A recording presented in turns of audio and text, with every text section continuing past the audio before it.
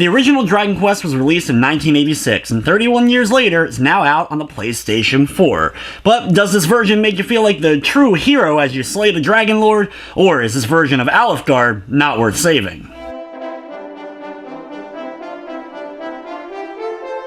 Dragon Quest is the grandfather of JRPGs. It spawned a franchise that's still going very strong today with a huge fanbase that now is worldwide. This version on the PlayStation 4, though, is a touched-up version of the mobile release that came out a couple of years back.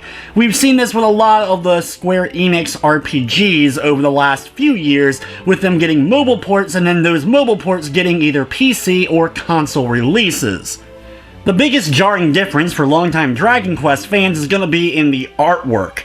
It's something that takes a little bit to get used to, and I'm not the biggest fan of the art here. I much prefer the classic NES or even the Super Famicom re-releases, as I thought that was the best version of the original.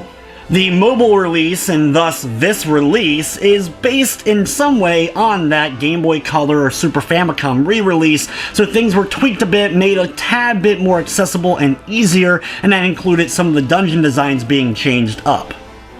However, this version still contains everything that the original did. There's nothing new added as far as new storyline elements or anything like that. All the dungeons and bosses and story parts are still very much here. You play as a lone warrior who's sent off with the orders of the king to save the princess who's been kidnapped and slay the evil dragon lord who is holding up in a castle. Right from the very get-go, you can see the castle that you'll eventually make it to as the final dungeon of the game, but you'll have a long journey ahead before you finally get to that dungeon. You don't get a much more basic turn-based JRPG than the original Dragon Quest. You have a one-person party, basic commands of attack, a few spells that you end up unlocking more, the more you gain experience and level up, and a small handful of equipment that you can buy and some that you can end up finding in the world. There's a few numbers that you can keep track of, such as your defense, your magic point, health points, and your experience that you will be gaining. There's a max level cap of only 30, though honestly you don't need to get much past 20 in order to easily slay the final boss.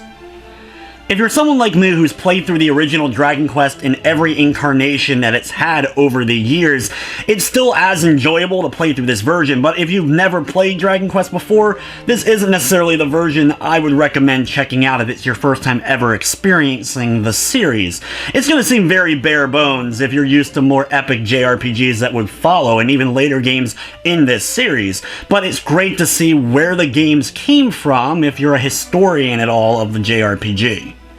Unlike some of the other Square Enix mobile releases, there's no other fancy features that are thrown into this version. We saw with the re-release of Final Fantasy VII, they added stuff like speed up, or getting rid of random encounters, or even having stuff where you could have full health at all times. None of that's included here. You still have to grind through your levels, and late game enemies can still easily take you out until you're the right level. Even the final boss of the game is going to put up a challenge if you're not leveled up enough or have the right strategy in order to battle him.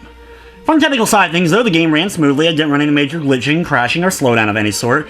Dragon Quest is currently only available on the Japanese PSN, but since this is based on the mobile version, and we did get the mobile version here in North America in English, we'll probably see this eventually on the North American PSN.